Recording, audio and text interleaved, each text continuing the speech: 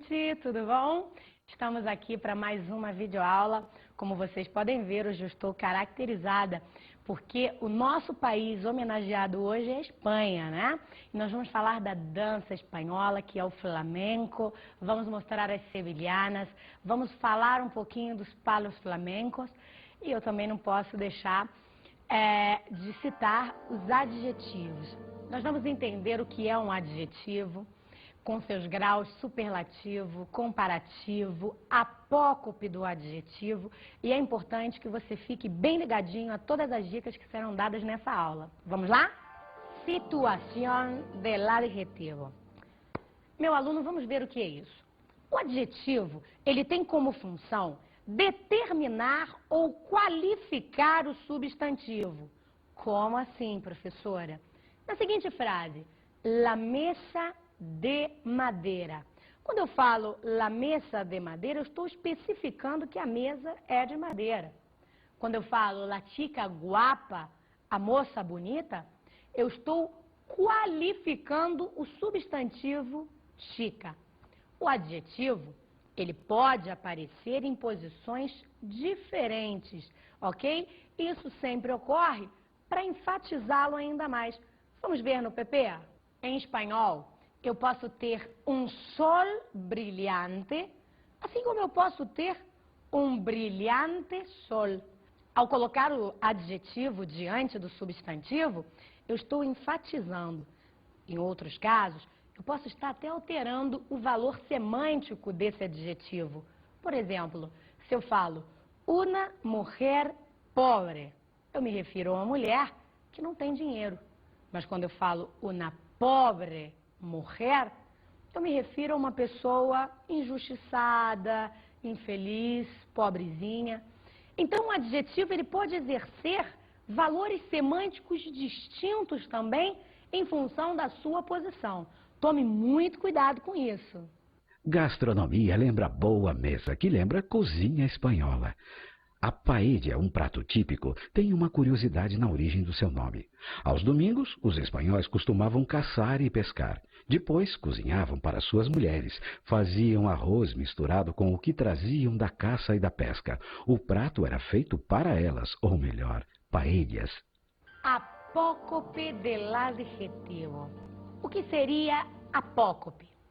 Apócope é a perda do último ou dos últimos fonemas de determinado vocábulo. Vamos ver cada exemplo aqui de adjetivos apocopados. Nós temos em espanhol bueno, malo, primero, terceiro, uno, alguno, ninguno. Todos esses adjetivos diante de um substantivo masculino no singular sofrem apócope e viram buen, mal, primer, tercer, algum, ninguno. No caso de bueno, diante de um substantivo, eu falo es un buen chico. Mas se eu quiser falar que ele é um chico bueno, não ocorrerá apócope do adjetivo, porque ele não vai estar antecedendo um substantivo, ok? Fue un mal día, sacó el primer puesto. Se eu falo sacou el primero, também não sofre apócope, porque não antecede um substantivo. Se sentou en el tercer banco, llegó un minuto de retraso. Algún día lo sabré. No tengo ningún libro de esse autor. O adjetivo ele também pode ser apocopado, mesmo não antecedendo diretamente um substantivo. Eu posso falar que foi um primer dia perfeito, ok? Porque tanto o uno quanto o primeiro antecedem o substantivo dia. Portanto, os dois adjetivos serão apocopados. Vamos ver. Qualquiera, grande.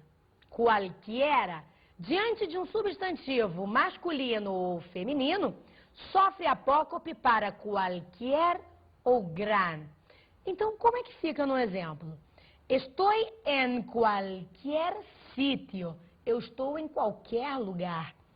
Tiene una gran empresa. Lembre-se que eu posso falar que eu tenho uma empresa grande. Ciento se apocopa a 100 delante de um substantivo masculino ou feminino. Exemplo, vinieron más de 100 personas.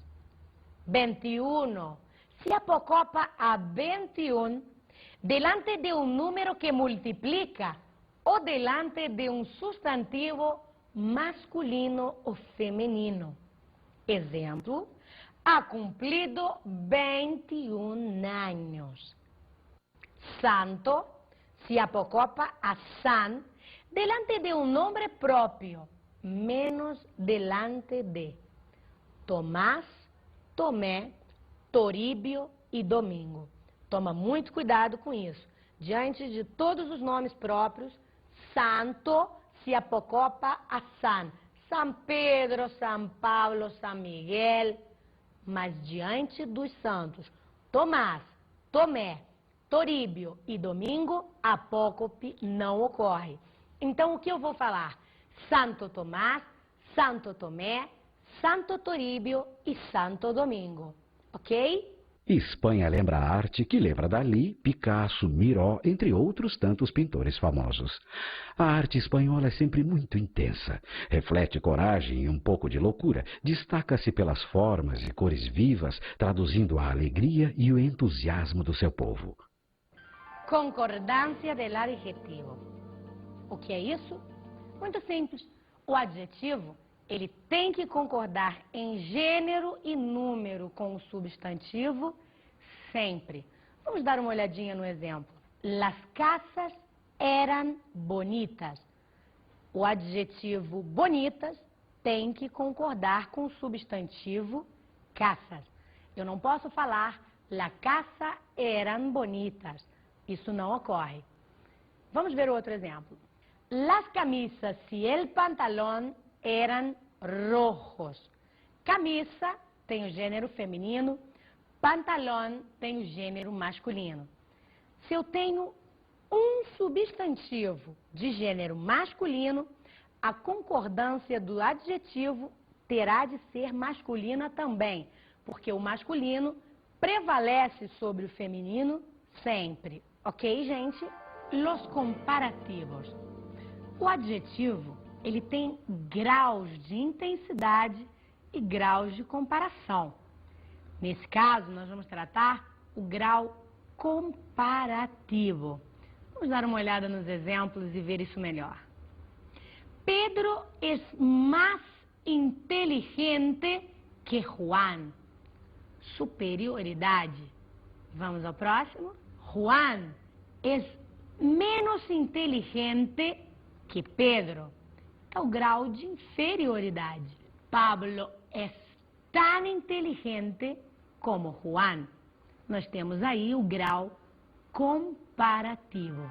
El superlativo. O superlativo é o grau máximo de intensidade de um adjetivo. O que seria isso?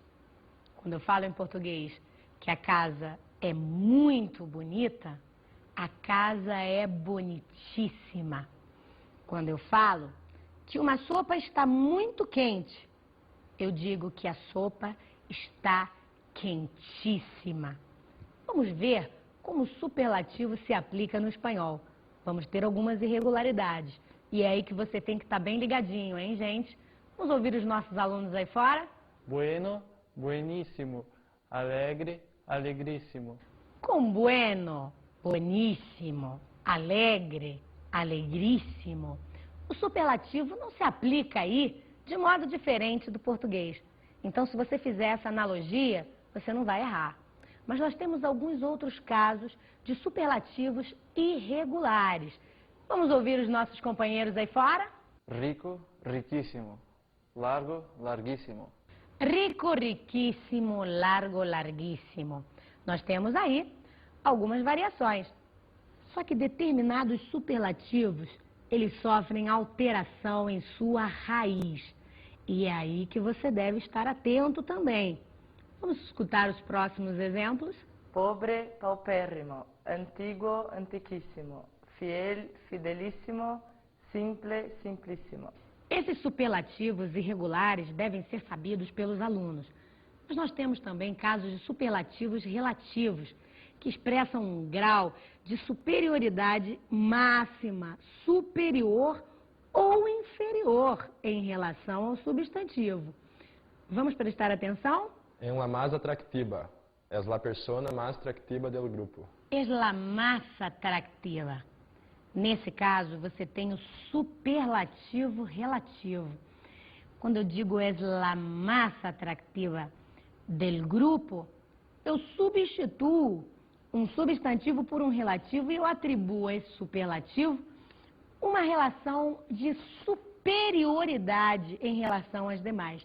Não existe ninguém mais atrativa que essa pessoa. Dança espanhola lembra castanholas, que lembra flamenco. Estilo de música popular bem distinto de qualquer outra cultura da Europa, o flamenco é a linguagem do coração do povo espanhol. Através do canto, da dança e do toque da guitarra, expressa sentimentos intensos e antagônicos. Bom, gente, nesse momento da nossa aula, nós vamos mostrar um pouquinho da cultura espanhola. E, caramba, são tantos os pontos interessantes para se ressaltar sobre esse país, são tantos poetas, são tantos pintores, são tantos atos históricos, mas nós vamos falar hoje da dança, da música flamenca, que envolve a tanta gente, que emociona, que calienta, não é verdade? De onde surgiu o flamenco? Qual foi a origem desse nome? Se você for procurar, nós não temos ao certo indícios, né, certezas, mas nós temos vários historiadores que contam várias histórias e alguns deles dizem que o flamenco é um grande mistério.